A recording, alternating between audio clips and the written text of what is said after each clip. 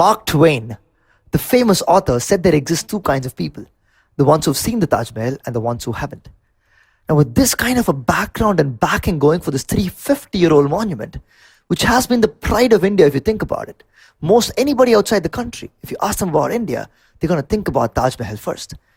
And why was this built? Or how was this built? If that's a question for you, that Prince Khurram, long ago, about 350 years ago, Prince Khurram, famously known as Shah Jahan, decided to dedicate this monument to his beloved wife, beloved third wife to be really precise. So he fell in love with this woman so much, Mumtaz Mahal, she was called, that he decided, when she died, he decided to build this entire monument, which took 22 years to build. Coming back to today, this beautiful monument is suffering a risk of being eroded of its beauty. It was built by bringing marble from all over the country, built with pure white marble. The shimmer and glow comes out of this white marble. But what's happening is there are factories right around the Taj Mahal which are pumping gases that we spoke about. Sulfur oxides, nitrogen oxides, we spoke about in the last module, poisonous gases. Now what they're doing is they're not just affecting human beings or other living things, they're also affecting non-living things like the Taj Mahal. We wouldn't care about some random building, but we really care about the Taj Mahal. And scientists and experts say that this is going to have an adverse effect on this monument if we don't do something to stop it. Now what happens really is that these gases go up, they react with water that's there in the atmosphere in the form of water vapor. And when they react with water, SO2, say sulfur oxide, reacts with water to form sulfuric acid. And NO2 or nitric oxides, they enter and they mix with water to become nitric acid. So nitrogen oxides become nitric acid, sulfur oxides become sulfuric acid.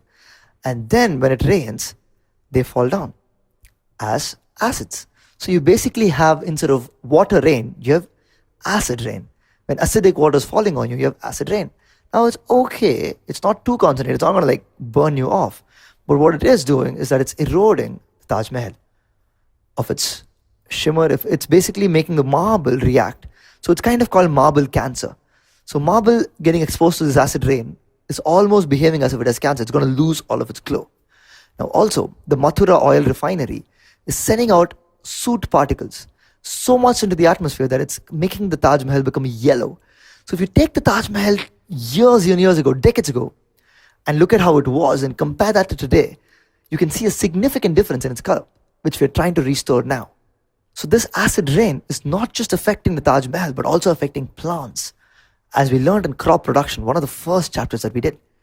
Now the good thing here is the Supreme Court has made it so that the factories in and around the Taj Mahal have guidelines, and the vehicles are encouraged, or rather kind of enforced, to use fuel like CNG, compressed natural gas, or LPG, which is liquefied petroleum gas. Both of these, which are a lot more clean, and they don't give out too much pollution.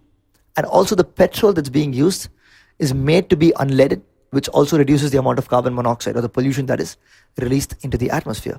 So the Taj Mahal is a very good case study to understand what happens if air gets polluted. You get acid rain, which affects plants and buildings. So it's a really important monument. You're going to have to protect it. And it also is a good case study to understand what we can do, like what the Supreme Court did. It introduced laws that make it so that the fuels that we use, the fuels that we burn, the things that the factories do are more aligned with reducing air pollution, like using CNG and LPG and also unleaded petrol.